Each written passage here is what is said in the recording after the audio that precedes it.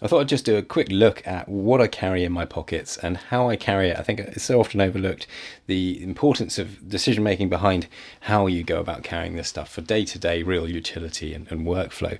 So over the years, I've refined this idea. I call it the augmentation role philosophy. So this is the way I think about these things that I carry all of the time. They augment my physical abilities. So the light for ability to see in the dark, knife and pry bar for the ability to obviously manipulate things, cut things, scrape things, pry things, lever things, twist things. Then recently the pen and notebook, which obviously augments my mental abilities, my memory and my creative ideation, thought process and note taking. And I carry a lighter as well. I've got the Zippo in here. Let's start with that. Before I go on, just a quick shout out to all the members. It's absolutely incredible to see so many of you coming on board. I really appreciate it. I'm very close now to releasing the perk that I'm going to make available to members of all levels on this channel, which is my sort of note vault, plain text system of all the notes and the sources and sort of collection of links and details on my experience with things, the results of testing that I do on all of these things, all the areas that I look at on this channel, all my current up-to-date thinking on all of those topics in one sort of plain text vault. And of course, as long as you remain a member on this channel, you're going to get access to the latest version of that all of the time. So fantastic way of sort of keeping up to date with new things that I haven't necessarily spoken about in videos.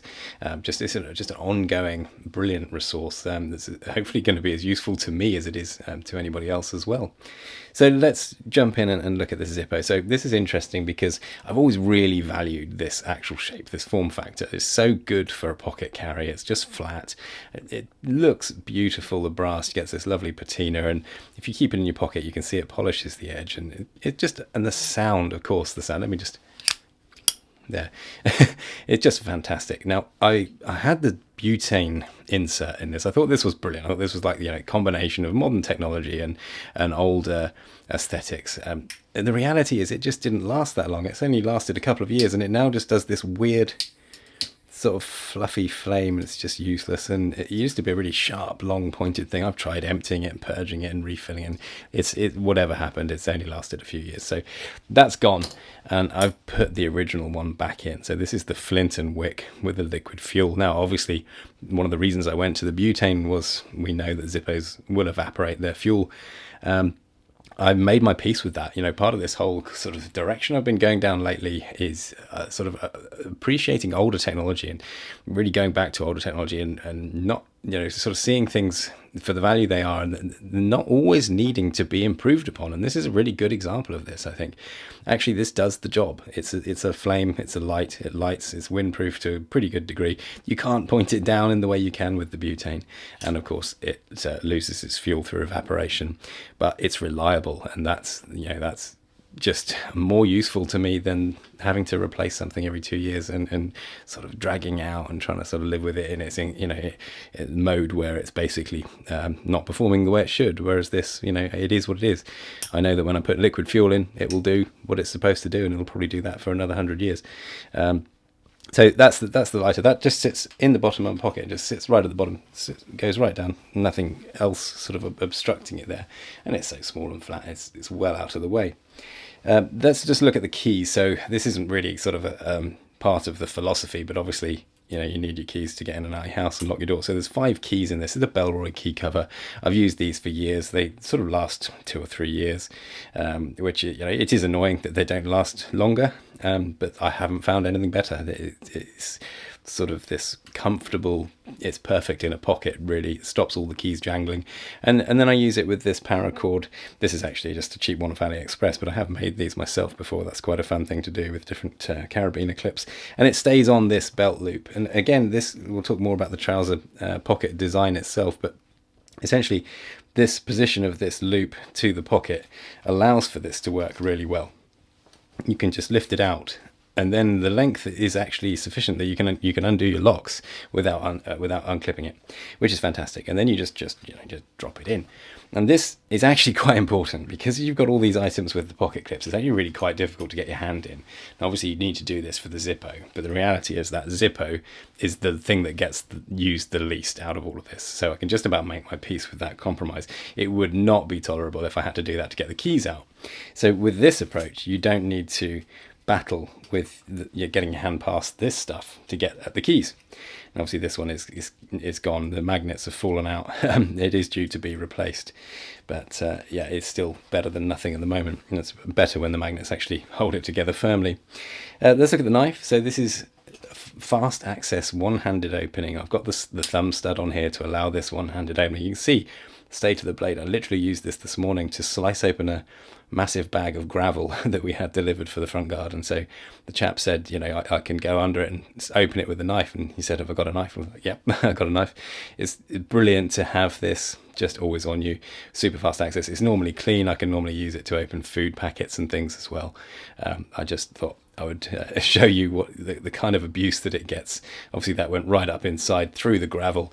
It's now going to need a bit of attention and a sharpen to get it back. This is the Real Steel Solace. It's a little bit heavy, and this thumb stud idea isn't perfect. It's not super easy to open one-handed. It is possible. I think the one-handed use of these tools that fill this augmentation role is actually really important. I can access this stuff so fast. It's all available with one hand. You know, when you need it, you're quite often in the middle of something. So maybe you know, I was holding the bag of gravel, stop it swinging about. I can get this out and I can go under and cut it open. Or you know, I'm holding a rope and it's in the right place, and then I can get it and cut it. So the one-handed element of this is very important to me. It's not something that you know, it's not an insignificant part of the setup here. I think in the end game for this is probably going to be something like the Spyderco UK PK, which is UK legal. Again, this is still UK legal, but the one-handed action with the Spyderco is this patented thing, so it's only them that have it, the big hole in the blade, which I think looks to be a lot easier to do than the stud here. Nice light, good size, and all the rest of it as well. So that's probably where I'll end up with that. Then we've got the Vero Engineering pry bar. This came with 4mm bits, and it's got this bit driver hole in the end here. So in reality, the idea of using this with the bits, now I used to just carry them because, you know, why not? It would allow me to do something. The shape of those 4mm bits kind of useful. They're quite good for a sort of recessed screw. The reality is though that you are pressing your palm on that sharp point. This is utterly disastrous for any kind of utility, so I've just taken them out now. It is what it is. It's neater without the rubber things and holding the bits in, and you know, the bits being held in by 2 rubber rings is not a fantastic mechanism, very fiddly to get in and out, and awful to use, but it is a really nice little shape. It's a really nice size. It's absurdly expensive for what it is as well, and it is titanium. Which means it's not that hard. It's very soft. I smashed a rock open. My kids wanted me to see if there was a fossil inside a rock one time years ago. I was literally smacking it with a rock onto the other rock to try and crack it open, and it just bent it and rounded it off. It's not super strong. I think, you know, stainless steel or something hard would be better than the titanium. So that, but you know, other than that, it's actually a nice shape. The pocket clip's not perfect either, but it allows for too much to stick out of the pocket. Really, it's not that deep a carry, so the gap is there, and you can see when it's in the pocket, you've got that much protruding, which, you know, is not ideal. These two items obviously are completely flush. The clips are sitting on the top, and then especially with a knife where you want it to be discreet, is an excellent sort of thing with that. So this leads us on to the pen. Now this is interesting because this is really another one of these things like the Zippo where I'm kind of looking at this in much deeper than just the utility of it. I started off using the Kuru Togo, which is a mechanical pencil that rotates the lead as you write with it. But then I ended up sort of pursuing this handwriting thing and thought I'd actually try and learn cursive, because I thought, you know, this is one of these examples of these things that get lost with modern technology and smartphones replacing all of these ideas.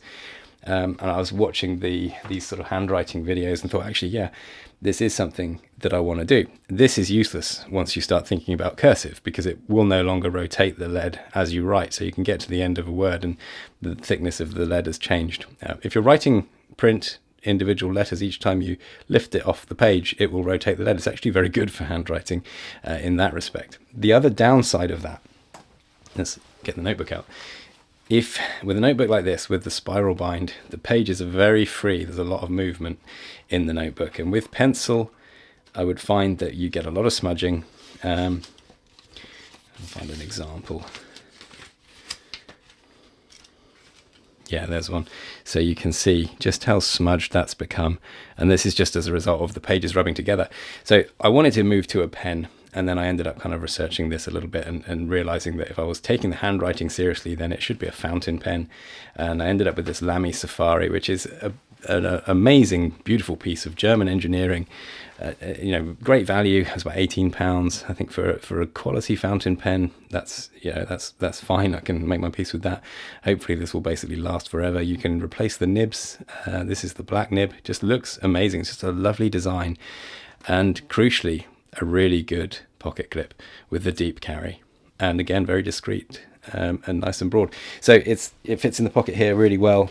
And yeah, with this notebook, which is actually made by Clairefontaine, so we're actually talking about a really high quality paper here, writing on this with that fountain pen, it just elevates this experience to so much more than just carrying a notebook and a pen or a pencil for jotting down notes. It turns it into something much more appealing, much more aesthetic. The quality of this paper really stands out. It's just leagues smoother than the normal cheaper notebooks. So very interesting. And this is the dot grid style as well. I thought I'm in two minds as to whether this is as good as I was hoping it would be. You can sort of think it's the best of both worlds for the ability to draw drawings and writing, but actually now that I'm taking the handwriting side a little bit more seriously, I think a normal lined notebook is probably fine.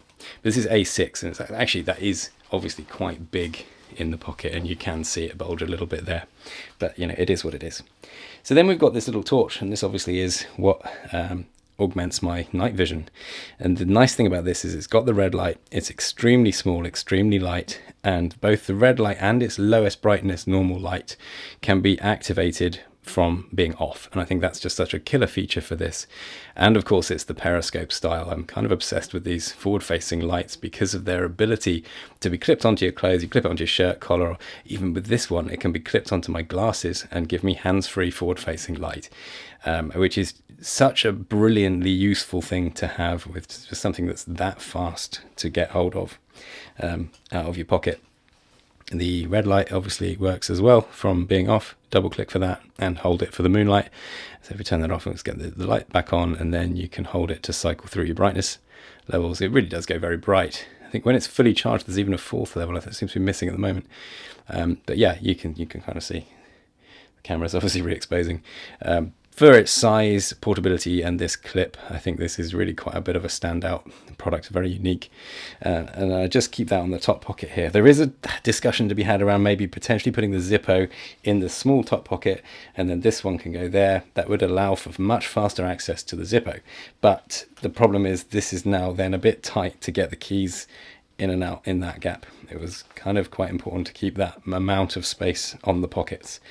So this leads us on to talk a little bit about the pocket design. This is standard jeans shaped pocket, where you've got the belt loop clip at the front of basically a horizontal edge to the pocket, which works so well for carrying these kinds of pocket clip style things.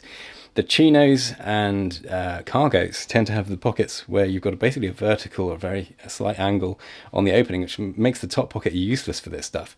With the cargos, obviously, you can put stuff in the cargo pocket, and I was doing that for a while, but it's just so much faster and so much easier to use these items from a normal jeans pocket in the top there. So really kind of just quite happy with this overall setup. No smartphone. I don't keep the smartphone. Previously, when I was carrying a smartphone, it would just go in the back pocket, and you know, of course, it's always there. It's far too easy and far too distracting. A lot of the kind of ideas that have come into this are coming from reading these books by Cal Newport, Deep Work and Digital Minimalism. They're absolutely incredible books, definitely worth a read if you haven't come across those yet. This has definitely sort of helped shape a lot of the decisions I'm making at the moment. So yeah, hopefully that's just been a little bit of an interesting look at how I go about this and brainstorming and all the rest of it.